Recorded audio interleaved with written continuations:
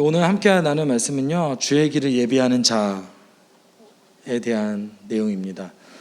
사실 이번 주에 문득 그런 생각이 들었어요. 사실은 어떤 생각이 들었냐면, 예수 믿는 게 나한테 무슨 의미가 있지? 이게 부정적인 의미가 아니라 한번 의미를 좀 찾아봤어요. 사실은 이번 주에 청년들과 예수님에 대해서 좀 나눴거든요. 그러면서 생각을 해봤어요. 예수 믿는 게 무슨 의미가 있을까? 어떤 이득이 있지? 실제적인 이득이 무엇이지? 우리가 예수 믿으면 궁극적으로 하나님 나라 갈 수 있다. 네, 여기까지는 일반적으로 교회에서 많이 나누는 내용인데, 그러면 실제적인 우리의 삶 속에서 어떤 이득이 있을까? 어떤 유익이 있을까?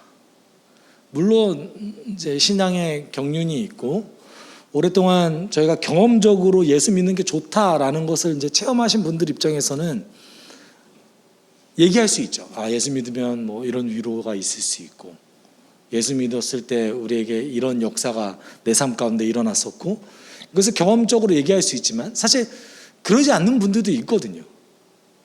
경험적으로 이것이 체험되지 않는 분들도 있고, 체험되었지만 그것이 잊혀졌던 분들도 역시 있습니다. 우리는 죄를 갖고 있는 인간이니까요. 그래서 고민을 좀 해봤어요. 생각보다 답을 내리는 게 쉽지 않다 였습니다. 저의 솔직한 대답은 예수 믿는 거 좋죠. 좋아요. 그렇지만 현실적으로 우리가 포기해야 될 것도 역시 많이 있습니다. 많이 있죠. 기본적으로 물질적인 건 시간 다 포기해야죠. 우리가 사실은 고등학생에게 예수 믿으면 저 더 좋은 대학을 가니, 아니면 예수 안 믿고 공부를 더 열심히 하는 게 좋은 대학을 가니 하면 공부 열심히 하면 좋은 대학 가죠. 주일이라는 시간을 더 손해보는데 어떻게 더 공부를 잘하기가 쉽지 않아요. 그렇죠? 우리가 예수 믿는다고 더 좋은 대학 가면 서울대 학생 중에 한 80%는 예수 믿어야죠. 그러지 않잖아요. 현실적으로 우리가 손해를 감수함에도 불구하고 우리는 왜 예수를 믿어야 될까? 이 땅에서 예수 믿는 것이 무슨 유익이 있을까? 그거를 사실 좀 고민을 했어요. 그리고 이제 청년들과 좀 나눴는데, 아마도 그것을 제가 누가복음 대략 계산을 해보니까 1년 반에서 2년 설교하겠더라고요. 네. 누가복음은 1년 반에서 2년 정도 설교하겠는데 아마 2년 내내 그거를 나눌 것 같아요. 그리고 솔직히 고민을 해봤어요. 내가 왜 이거를 신앙생활을 30년 넘게 했는데 왜 이거를 고민하고 있는 게 이상한 거예요. 그것도 목사가 이거를 고민하고 있는 게 너무 이상한 거예요. 생각보다 교회에서 예수를 따르는 삶에 대해서는 강조하지만, 예수 믿는 이유에 대해서는 강조하지만 예수님 자체에 대해서 생각보다 안 나누는구나. 예수님 도대체 어떤 분이신가? 예수님 왜 오셨는가? 굳이 왜 오셨어야만 했는가? 왜 또 굳이 십자가를 지셨어야만 했는가? 이런 데에 대해서는 생각보다 그렇게 나누지 않았다라는 것을 발견하게 됐습니다. 아주 좋은 기회가 될 것 같아요. 2년 내내 그것을 함께 나눠가는 시간 되지 않을까 싶습니다. 오늘 본문은 이제 드디어 세례 요한이 사역을 시작해요. 저희가 10번째 설교, 누가복음 지금 한 10번째 정도 되죠. 그런데 이제 세례 요한이 사역을 하기 시작했어요. 근데 세례 요한의 사역을 시작할 때 그 세례 요한의 사역의 배경에 대해서 사실은 좀 나누고 있습니다. 1절에 이렇게 얘기하죠. 디베로 황제가 왕위에 오른 지 15째 해에 곧 본디오 빌라도가 총독으로 유대를 통치하고 헤롯이 분봉왕으로 갈릴리를 다스리고 그의 동생 빌립이 분봉왕으로 이두레와 드래곤이 지방을 다스리고 루사니아, 그렇죠? 루사니아가 분봉왕으로 아빌레네를 다스리고, 제가 사실 너무 글씨가 작아서 잘 안 보였어요. 웬만하면 사실 지명 이름과 황제, 통치자 이름을 나오면 그때 배경을 좀 나눴으면 하는 바람이 있습니다. 사실 디베리오 황제는 정확한 이름은 티베리우스 황제예요. 우리가 황제로서 제일 처음 이제 알려진 사람은 율리어스 시저죠. 율리어스 시저 이후에 카이사르라고 보통 얘기해요. 근데 영어식 발음으로는 시저라고 얘기하죠. 카이사르 다음에 왕이 된 사람이 이제 성경에 등장한 아구스도. 정확한 이름은 아우구스투스. 네, 황제 이름은 아우구스투스고요. 사실 본인 이름은 옥타비아누스입니다. 그 두 번째 황제 카이사르 옥타비아누스 이후에 세 번째로 황제가 된 사람이 티베리우스입니다. 원래 사실 옥타비아누스는 자기의 외손자를 후계자로 세웠어요. 외손자로 후계자를 세웠고요. 이 티베리우스는 원래는 장군이었습니다. 굉장히 유능한 장군이었어요. 그런데 이제 로마의 독특할 수도 있고, 여러분 보통 이제 개선식이 어떤 것인지 알죠? 그러니까 전쟁에서 승리하고 이렇게 행렬하는 게 사실 로마가 가장 유명해요. 이게 전쟁에서 승리하고 행렬하는 거예요. 사실 이게 굉장히 정치적인 거거든요. 그래서 전쟁에서 승리하는 그 어떤 그 이력이 황제가 되는데 가장 중요합니다. 대부분의 황제는 사실 그래서 전쟁을 할 줄 알아야 돼요. 그렇기 때문에 전쟁에서 굉장히 유능했던 장군이었다라는 것은 정치적으로도 굉장히 높은 자리에 올라갈 수 있는 어떤 여건이 된다라는 겁니다. 그러니까 개선식을 많이 경험했기 때문에 이런 상황에서 사실 옥타비아누스가 후계자를 외손자로 딱 결정했을 때 티베리우스는 위기감을 느끼고 도망가요. 그래서 로도스라는 섬에 본인이 직접 들어가서 학문에만 매진합니다. 이제 더 이상 나는 군인으로 살지 않겠다. 왜냐하면 내가 이렇게 계속 전쟁에서 승리하면 죽을 수도 있겠다라고 생각한 거예요. 여러분 혹시 글래디우스 영화 보셨나요? 너무 오래전이어서 사실은 아마 주의자매가 태어나던 해에 나오지 않았을까. 죄송해요. 이제 제가 얘기하는 영화도 옛날 영화더라고요. 보니 글래디우스 막시무스 장군이, 사실 막시무스라는 인물은 실제 인물인데 그거를 픽션으로 다시 만든 거예요. 그런데 그 막시무스 장군이 계속 이기니까 정치적 위기감을 느낀 사람이 막시무스를 배신하고 후계자가 막시무스를 이제 처단하는 장면이 나오잖아요. 노예로 팔아버리고. 실제로 그런 일이 발생할 수도 있기 때문에 티베리우스가 도망을 갑니다. 그런데 문제가 생겼어요.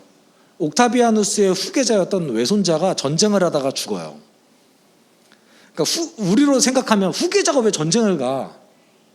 이렇게 생각할 수 있잖아요. 근데 로마 후계자는 반드시 전쟁에 갔어야 됐어요. 이력을 만들어야 됐거든요. 그러니까 안전한 전쟁을 보내서 승리하게 하는 거죠. 그런데 죽었어요. 의외의 패배를 통해서. 갑자기 후계자가 사라진 이 옥타비아누스 황제가 결정한 후계자가 바로 이 티베리우스였습니다. 그래서 티베리우스를 양아들로 삼고 대략 AD 14년 정도, AD가 주님 태어나신 다음 이후를 얘기하잖아요. 그래서 AD 14년 정도의 황제가 됩니다. 오늘 본문 속에서는 티베리우스 황제가 왕이 된 지 15년 됐을 때, 그러면 AD 몇 년이죠? 14 플러스 15? 29. 그렇죠. AD 29년에 지금 현재 상황이 일어났다, 이렇게 얘기하고 있는 겁니다. 여러분 보통 예수님이 몇 살에 본인의 사역을 시작하셨다고 얘기하죠? 30살이죠. 예수님이 사역을 하시기 1년 전에 시점을 얘기하고 있는 거예요.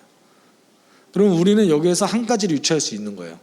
뭘 유추할 수 있죠? 세례자 요한이 생각보다 사역 기간이 길지 않다. 예수님이 사역을 본격적으로 시작하시기 1년 전에 비로소 세례 요한도 사역을 시작했다라는 것이죠. 네.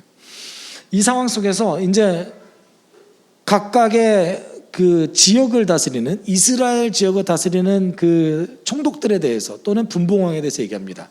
첫 번째는 유대 지역을 다스리는 빌라도, 그리고 갈릴리를 다스리는 헤롯, 그리고 이두레와 드레고니를 다스리는 이제 빌립, 헤롯 가문은 아니지만 루사니아를 얘기하고 있습니다.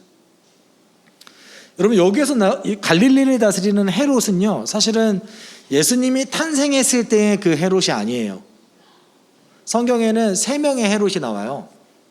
첫 번째는 헤롯 대왕. 그래서 영어로 표기할 때는 Great 헤롯이라고 얘기해요. 그래서 그 전체 이스라엘의 최전성기의 영토들, 시리아 요르단을 조금 포함한 이스라엘 전체를 다스렸어요. 헤롯이. 근데 헤롯이 죽은 다음에 자기의 세 아들에게 자신의 통치권을 나눠줬습니다. 그래서 유대 지역은 아킬레오, 그 다음에 갈릴리 지역은 헤롯, 그리고 이두레 지역은 빌립이 다스리게 됐던 거예요. 근데 오늘 본문 속에서는 유대 지역을 누가 다스리죠? 빌라도가 다스리죠. 아주 유명한 본디오 빌라도가 유대 지역 총독이라고 얘기하고 있죠. 원래는 헤롯의 아들이었던 장자였던 아킬레오가 그 유대 지역 본붕왕이었습니다. 그런데 AD 6년 정도에 로마 정부에 의해서 추출당해요. 왜냐하면 헤롯 가문의 힘이 너무 세서 추출당합니다. 그러면서 AD 18년 정도에 사실은 그 아킬레오가 죽어요. 그 사이에 총독으로 온 사람이 빌라도였습니다. 빌라도가 그럼 여러분 힘이 셀까요, 안 셀까요? 생각보다 힘이 약해요. 왜냐하면 이 지역 전체를 헤롯 가문이 다스리고 있었기 때문에 눈치를 볼 수밖에 없었어요. 헤롯 가문 입장에서는 빌라도가 얼마나 싫겠어요. 자기 가문의 장자였던 사람이 그 지역을 다스렸는데 로마에서 보냈으니까 굴러 들어온 돌이었잖아요. 그리고 헤롯 가문과 유대인들이 생각보다 굉장히 친했습니다. 왜냐하면 그 헤롯 대왕이 유대인들을 위해서 공사를 정말 많이 했거든요. 특별히 성전도 46년 동안 건축했다고 그럴 정도로 굉장히 건축을 많이 하고 그 건축한 것을 통해서 그 지역 경제를 부흥시켰던 사람이에요. 헤롯이 사실 대단한 사람입니다. 이런 상황에서 빌라도가 왔을 때에 본인의 일을 온전히 할 수 없는 상황이었던 거죠. 사실은 오죽했으면 예수님을 처벌해달라고 하는 유대인들의 그 요구에 빌라도가 하는 얘기가 뭐예요? 헤로데스 데려가봐, 이거였죠. 그래서 이 지역 갈릴리를 다스리는 이 헤롯 안디바예요. 헤롯 안디바는 또 나중에 등장하는 사도 야고보를 죽였던 헤롯과 다른 사람입니다. 사도행전 12장에 등장하는 헤롯은요, 헤롯 안티파스 아그리빠, 헤롯 아그리빠 1세거든요.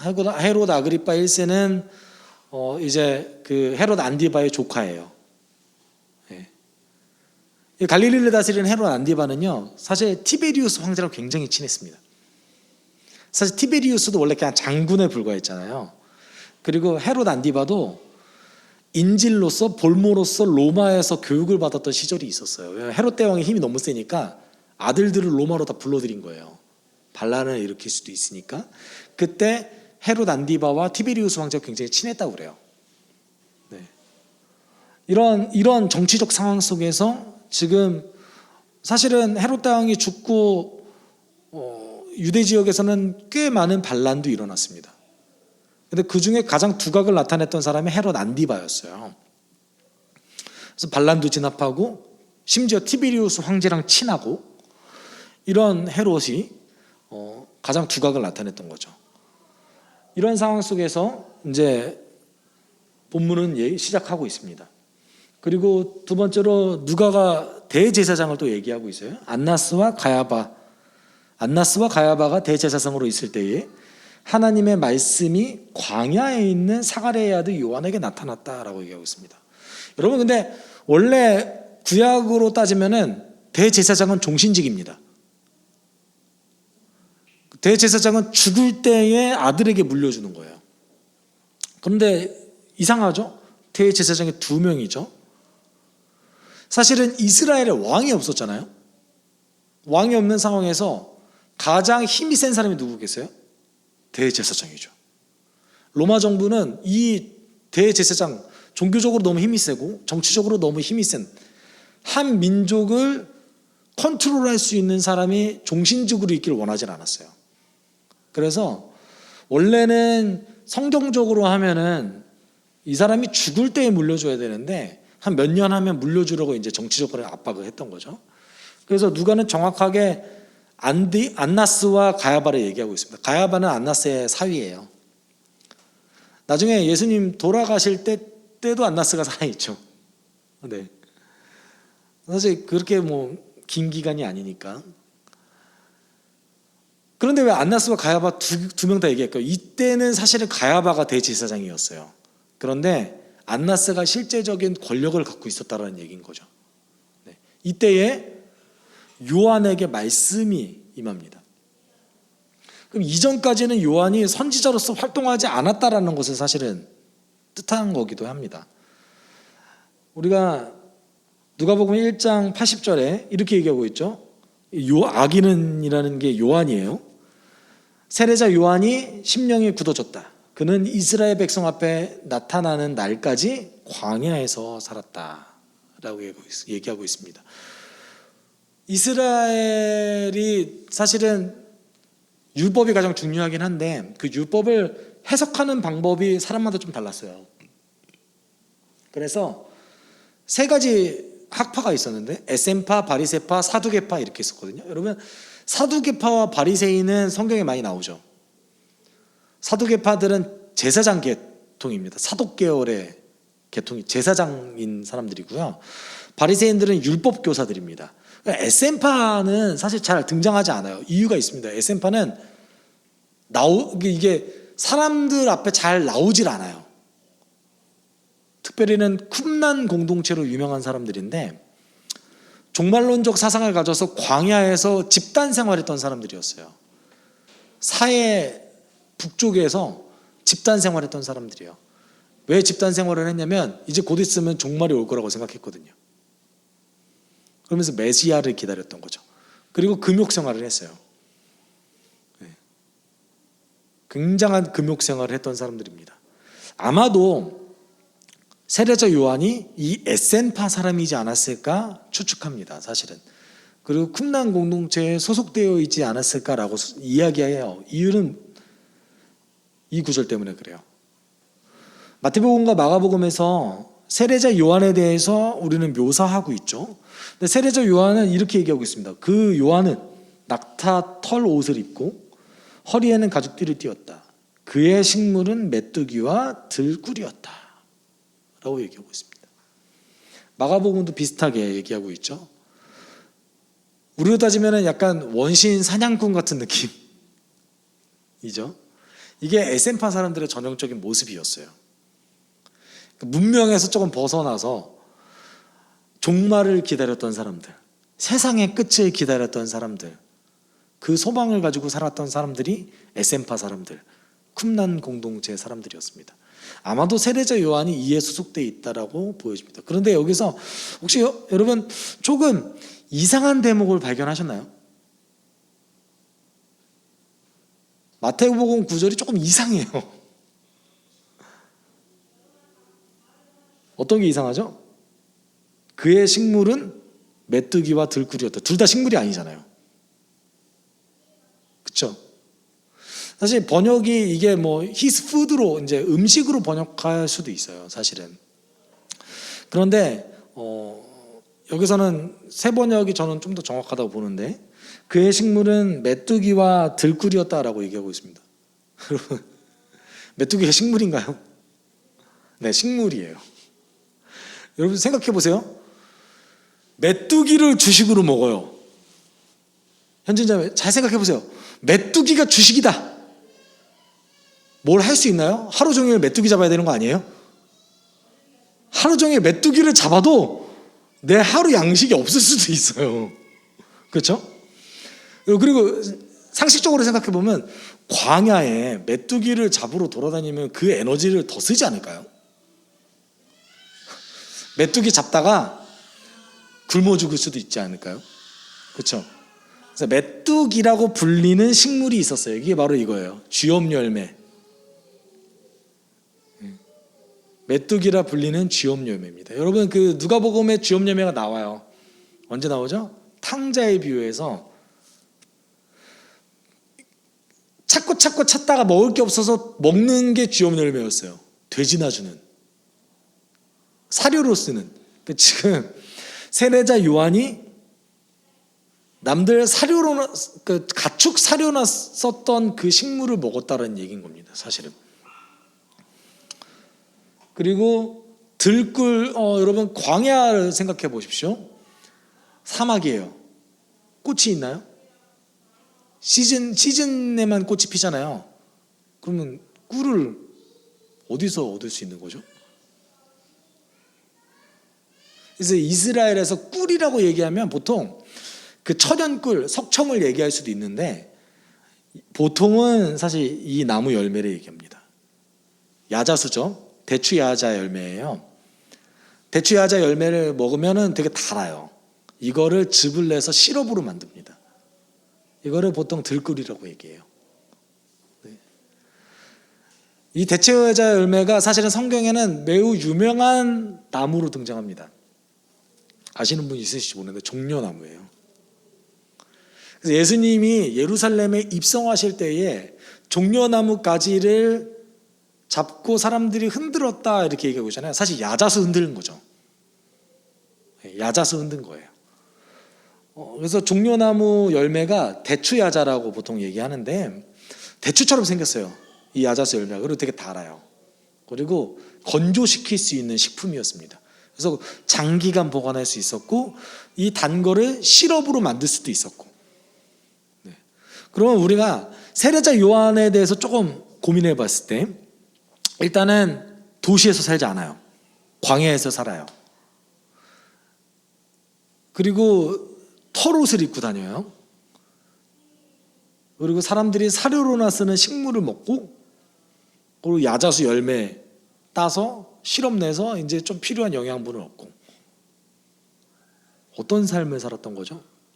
굉장한 금욕적인 삶을 살은 거예요. 사실은 이 사람은 자신이 선택받은 것을 알고 있었을 거 아니에요?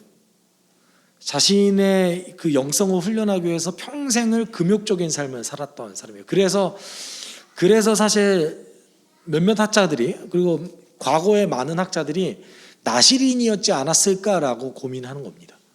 아주 금욕적인 삶을 살았기 때문에. 이런 요한이 이제 사역을 하기 시작합니다. 드디어 이제 요한에게 말씀이 임한 거죠. 몇몇 분은 광야에서 말씀이 임했다라고 얘기해서 광야에 대해서 조금 의미를 부여하시는 분이 계시는데 광야는 사실 의미가 있죠. 사실 광야가 히브리어는 미드바르라는 이름인데 사실 그것을 조금 더 직역하면 전치사와 말씀이라는 단어가 합쳐진 거예요. 그래서 직역하면 말씀 안에서 말씀에 의해서 이런 뜻이거든요. 광야라는 뜻 자체가. 그래서 말씀이 임하는 그 광야에서 세례 요한이 말씀을 받았다라고 얘기하지만 사실 누가는 그걸 강조하지는 않습니다. 네. 누가는 뭘 강조하냐면 세례자 요한이 말씀을 받았다. 그런데 뭘 강조하냐면 3, 4절을 사실 강조하는 거예요. 이거를 함께 읽을까요? 시작. 요한은 요단강 주변 온 지역을 찾아가서 죄사함을 받게 하는 회개의 세례를 선포하였다. 그것은 이사야의 예언서에 적혀있는 대로였다. 이거예요. 첫 번째 뭐예요? 죄사함을 받게 하는 회개의 세례로 선포했다는 것. 이것을 첫 번째 강조했고 두 번째는 이게 이사야 선지자가 얘기했던 거였다. 오늘 3절과 4절 상반절을 통해서 우리가 확인할 수 있는 요한의 사역은 첫 번째는 요한은 이곳저곳을 돌아다니면서 사역했다는 겁니다. 특별히는 요단강 지역을 이곳저곳 돌아다니면서 사역을 했다. 왜냐하면 세례를 줘야 되니까요.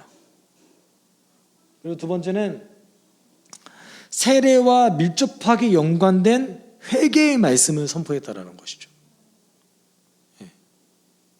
회개의 말씀을 선포했다. 근데 요한이 여러분 그 요단강은요 이스라엘 북쪽에서 남쪽까지 쭉 흘러요. 사해까지 흐르는데 제가 사실은 이스라엘에 방문했을 때도 요단강에서 세례를 주는 사람들이 있었더라고요. 네. 요단강에서 세례를 막 이렇게 행했어요. 제가 그 모습을 보면서 야 우리 교회도 한번 이랬으면 좋겠다. 요단강이 북쪽에 있을수록 물이 좀 많아요. 남쪽으로 가서 물이 좀 없고요. 그런데 저 북쪽에 있는 단 지역 근처에서 이렇게 세례를 막 주고 있더라고요. 그런데 그 요단강이 국경선이잖아요. 요단강 넘어가면 요르단이에요. 저는 이스라엘에서 봤는데 요르단에서 세례를 하고 있더라고요. 좀 얘기 좀 하고 싶었는데 대화를 못했습니다. 근데 아마도 그 요르단 쪽이었으면 이슬람은 아니었을 거 아니에요. 그래서 동방교회 사람들이 세례를 거기서 줬던 것 같아요. 동방교회 사람들이. 요한은 아마도 사해 북쪽에서부터 시작해서 위에 있는 단지역까지 왔다 갔다 하면서 사역을 했던 것 같아요. 그리고 세례를 줬습니다. 그런데 중요한 것은 세례가 중요한 게 아니에요. 여러분, 우리도 세례 받았잖아요. 그렇죠? 세례 자체가 중요한가요? 세례 자체가 중요한 게 아닌 거죠.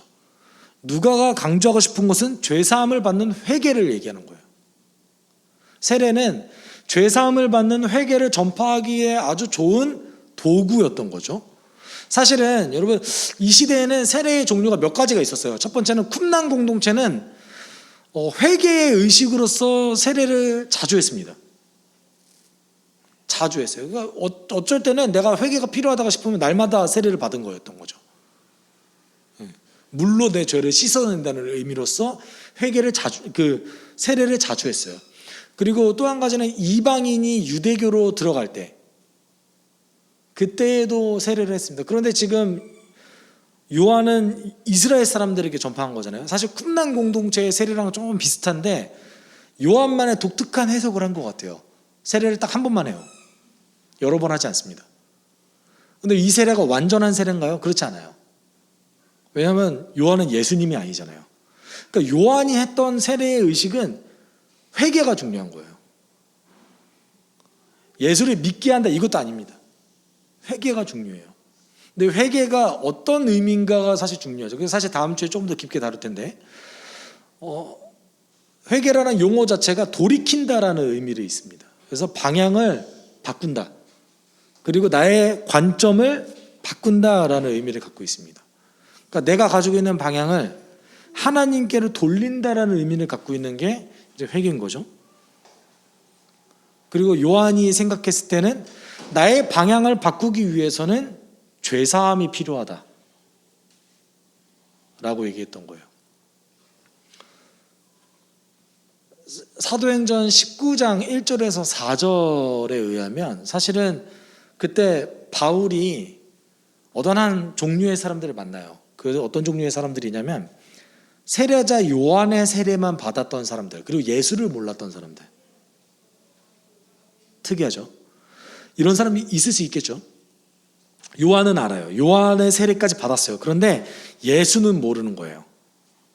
그 사람이 바울을 찾아왔을 때 바울이 예수를 전하고 세례를 다시 줍니다. 이 말이 뭡니까? 세례자 요한의 세례가 사실 완전하지 않다라는 얘기인 거예요. 다만 중요한 것은 요한은 회개를 전파했다. 이것이 중요했던 것이죠. 그리고 정말 강조했던 거 이거죠. 이사야의 말씀이 선포된 그 이사야의 말씀이 성취된 것이었다. 광야에서 외치는 이의 소리가 있다. 너희는 주님의 길을 예비하고 그의 길을 곧게 하여라. 여러분, 주의 길을 예비하고 그의 길을 곧게 한다. 사실 이게 무슨 의미를 갖고 있을까요? 성경의 용어들이 사실은 특별히 이제 선지자들이 썼던 용어들이 조금 애매모호한 성격을 갖고 있잖아요. 그렇죠. 저는 사실 군대를 다녀오진 않았는데 이런 용어, 이런 예를 들어서 되는지 모르겠어요. 사실은 제 친구들의 말에 의하면 부대에 사단장이 오면 길을 다시 닦는데요. 그렇죠. 꽃을 심고 막 없던 꽃을 심고 조경을 갑자기 막 하고. 왜 그런 거죠? 사단장이 오니까. 그렇죠. 우리 부대에 별 2개가 이제 나타나니까 난리가 난 거죠. 주의 길을 곧게 한다는 게 이런 의미입니다, 여러분. 왕이나 자신이 모시던 신을 준비하는 의미인 거예요. 그래서 그분들이 오시는 그 길에 그 돌덩이들을 좀 치워버리고 언덕이 있으면 그 평탄하게 만들고, 이렇게 고든 이렇게 커브길이 많으면 일자로 만들어주고, 이겁니다. 그런데 사실 이 용어가, 성경은 고대 근동 아시아에서는 일반적으로 이 용어가 많이 쓰였어요. 그래서 높은 사람들을 영접할 때 쓰던 얘기예요. 너 준비 좀 하고 있어. 마음의 준비를 해. 그리고 실제적으로 너 몸을 단장히 하고 그 신과 그 왕을 맞을 준비를 해야 돼. 이 얘기를 하는 겁니다. 그런데 성경은 사실은 이 용어를 좀 다르게 써요. 원래는 다르게 써요. 성경은 길을 누가 예비합니까? 하나님이 예비하세요. 원래 고대 근동 아시아에서는 인간이 왕과 신들의 길을 예비하는데, 성경은 대체적으로 우리의 갈 길을 누가 예비하십니까? 하나님이 인도하시죠. 이게 셀 수 없을 정도의 본문에서 우리의 길을 주님께서 예비하신다, 먼저 앞서 가신다, 이렇게 얘기하고 있습니다. 특별히 이사야에서는요,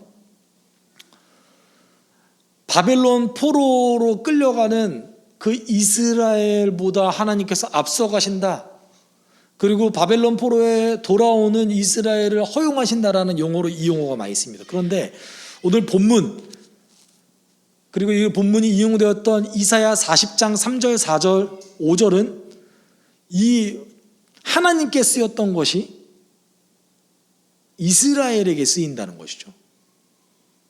이사야에서 한 3번 정도 이렇게 쓰여져요. 그러니까 원래는 우리의 길은 하나님이 예비하시는데,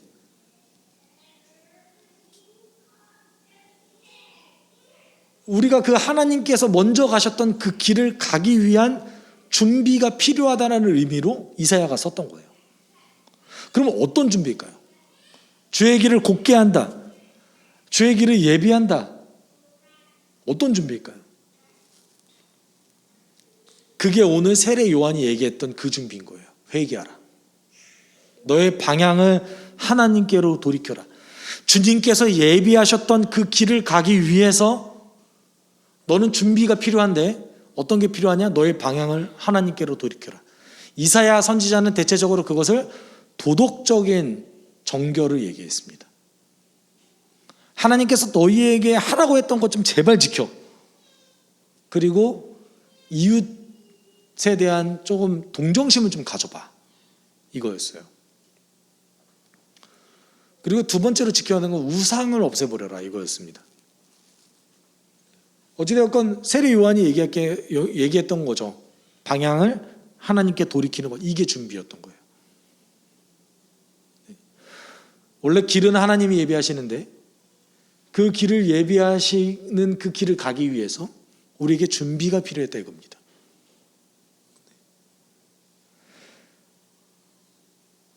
이사야 42장 16절에서 17절은 그래서 사실은 원래 하나님께서 길을 만드신다, 하나님께서 먼저 가신다 라는 것을 가장 대표적으로 보여주는 본문이에요. 눈먼 나의 백성을 내가 인도할 것인데 그들이 한 번도 다니지 못했던 길로 인도하겠다. 내가 그들 앞에 서서 암흑을 광명으로 바꾸고 거친 곳을 평탄하게 만들겠다. 이것은 내가 하는 약속이다. 반드시 지키겠다. 깎아 만든 우상을 믿는 자와 부어 만든 우상을 보고 우리의 신이십니다 하고 말하는 자들은 크게 수치를 당하고 물러갈 것이다. 오늘 하나님께서 이스라엘이 원래 가야 되는 그 길을, 구원의 길을 먼저 닦아 놓으시고 예비하신다라는 것을 이사야 42장이 먼저 보여주는데, 근데 그 안에 내포되어 있는 것이 있습니다. 그게 뭐냐면 심판이에요. 이런 심판받는 사람이 되지 않기 위해서, 또는 주의 길을 걷는 자격을 가지기 위해서 준비가 필요한데, 그것이 무엇이냐? 도덕적이고 영적인 준비가 필요하다. 회개하라. 그래서 구체적으로 어떻게 회개하라라는 것이 다음 주에 이제 본문 속에서 등장합니다. 주의 길을 준비한다는 것, 주의 길을 예비한다는 것 그 자체는 방향을 돌이키는 것에 의미가 있는 거예요. 여러분, 세례받는 것에 의미가 있는 게 아니에요. 우리도 교회도 마찬가지입니다. 여러분, 세례 자체에 의미가 있는 것이 아니라 예수 믿는 거에 의미가 있는 거죠. 그렇죠? 그 예수 믿는 것이 우리 공동체 안에 공적으로 선포되는 것이 중요한 것이지 세례 행위 자체가 중요한 것이 아닙니다. 성찬식도 마찬가지죠. 우리가 포도주를 마시고 떡을 먹는 것이 중요한 게 아니라 그것을 통해서 예수를 기념하는 것. 성령님, 예수님이 내 마음속에 주님으로 다시 한번 인정되게 나를 인도해 주십시오라고 생각하면서 그 의식을 치르는 것이 중요한 것이죠. 사실 제가 세례자 요한이 세례를 줬다고 해서 성경도 그렇게 표현하지만 세례자 요한에게 가장 중요했던 것은 죄사함을 받는 회개였습니다. 그리고 이렇게 얘기하죠. 모든 골짜기는 메우고 모든 산과 언덕은 평평하게 하고 고든 것은 굽게 하고 험한 길은 평탄하게 할 것이니 모든 사람이 하나님의 구원을 보게 될 것이다. 그러니까 주의 길을 준비하는데 세례 요한이 주의 길을 준비하게 했는데 마음속에 있는 굴곡들, 고든 길들, 예수께로 나아가게 못하게 만들었던 그 하나님으로부터 방향이 멀어졌던 사람들의 마음을 돌려준다라는 얘기인 겁니다. 사실 저는 이 사역을 통해서 사실은 어떤 생각이 들었냐면 단 1년 전에 왔잖아요. 예수님이 1년 전에 왔어요. 고민을 좀 했어요. 정말 필요했을까? 예수님이 회개에 대해서 얘기를 안 하신 게 아니잖아요. 왜 필요했지? 이거 좀 고민하게 됐어요. 그리고 세례자 요한의 인생을 봤을 때도 평생을 금욕적인 삶을 살다가 예수님 오시기 1년 전에 사역을 시작합니다. 그리고 그 사역을 시작하고 나서 얼마 안 있다가 헤롯 안디바에 의해서 처형당해서 죽어요. 아주 비참하죠. 연회장에 헤롯의 그 수양딸의 요청에 의해서 어떻게 옵니까? 참수돼서 선반에 쟁반에 머리가 올려져서 오게 돼요. 그 연회장에. 그 한 사람의 인생으로 놓고 봤을 때는 얼마나 비참한 인생입니까? 제가 속으로 생각을 했어요. 이게 필요했나? 예수님이 그냥 하시면 안 됐나? 그런데 필요했던 사역이었던 거죠. 오늘 본문 속에서 우리가 알 수 있는 것은 예수 믿기 전에 준비가 필요하다라는 것을 우리는 알 수 있어요. 무작정 우리가 복음 전한다고 사람들이 예수 믿는 것이 아니라 본인 삶에 대해서 그리고 본인의 그런 인생에 대한 고민, 방향성에 대한 고민이 없는 사람은 예수님은 믿을 수 없다라는 것을 본문은 얘기하고 있는 겁니다. 세례자 요한이 했던 것은 이스라엘 사람들에게 방향성에 대한 고민을 넣어준 거였어요. 너희들이 지금 맹목적으로 믿고 있는 그 종교적인 신념이 정말 옳은 것이니? 종교적인 신념만 있고 동정심은 없는, 종교적인 율법과 계명은 있지만 사랑은 없는 너희들의 그 신앙은 옳은 것이었니? 너는 정말 하나님을 향해서 방향을 두고 있는 거니? 여러분, 이 시대처럼 종교적인 신념으로 가득 찼던 시대가 없습니다. 이스라엘 역사 가운데 가장 종교적인 신념으로 가득 찼고 하나님이 메시아가 다시 올 것이라는 그런 소망이 가득 찼던 시대였습니다. 이때에 세례자 요한이 질문을 던진 거예요. 너네들의 생각하는 그 종교적 신념은 옳은 거니? 무엇이 중요하니? 우리가 예수를 믿을 때 이 방향성에 대한 질문이 필요하다는 것입니다. 반대로 얘기하면 내가 내 삶의 방향성에 대해서 고민하는 사람을 만나면 여러분 복음 전하세요.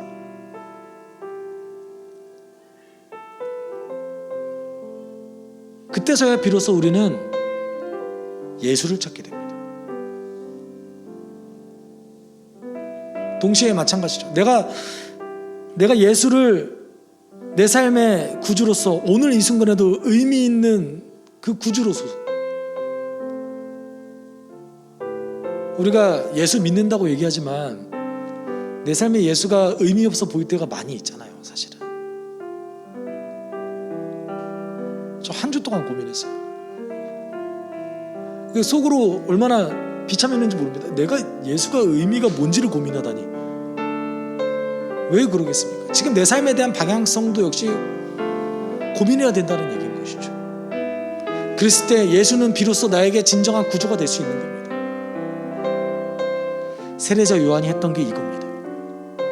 사랑하는 여러분, 우리는 죄가 있기 때문에 날마다 우리의 방향성에 대해서 고민하고 또 고민해야 됩니다. 우리가 우리의 삶의 방향성에 대해서 고민하고 나아갈 때에 우리는 우리의 죄에 대해서 고백할 수 있고 나의 죄를 대신 지고 가셨던 그 예수를 내 삶에 다시 한번 구주로서 모실 수 있습니다. 우리 지금 이 순간 함께 기도할 때는 주님, 내 삶의 방향성이 하나님, 예수를 보기를 원합니다. 그리고 정말 그것을 기뻐했으면 좋겠습니다. 내가 의식적으로 종교적인 어떤 용어로서 관용어로서 예수 따라간다, 예수 믿는다라고 얘기하는 것이 아니라 나의 삶의 모든 부분이 예수를 따르기 선언합니다. 그 방향성을 날마다 고민할 수 있는 그런 성도 되게 주님 날 도와주십시오. 날 인도해 주십시오. 하고 함께 기도했으면 좋겠습니다. 사랑이 많으신 하나님 아버지 감사합니다. 하나님 아버지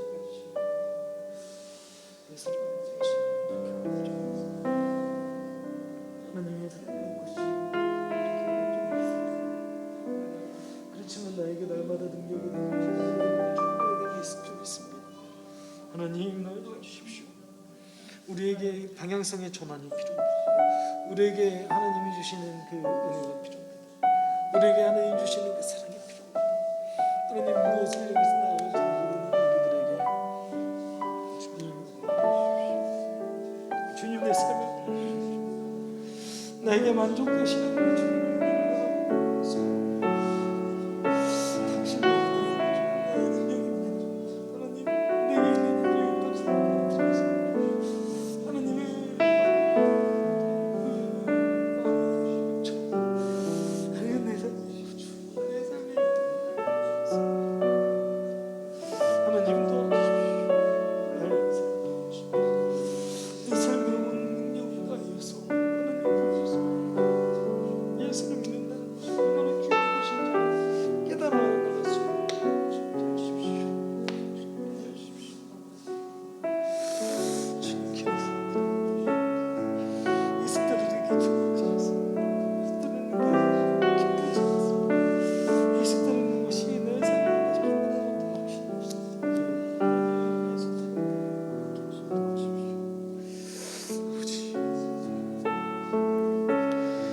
사랑이 많으신 하나님 아버지, 오늘도 우리를 불러주심에 감사를 드립니다.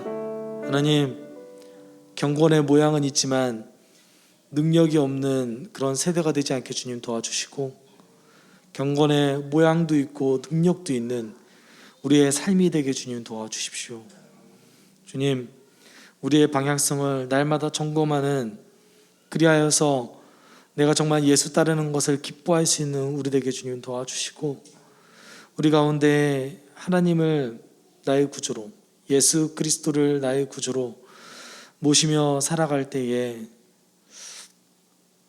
나의 마음 가운데 있는 많은 갈등들과 어려움들이 해결되어지고 명확하게 되어지고 주님 뜻 안에 살아가게 우리의 삶을 인도하여 주옵소서.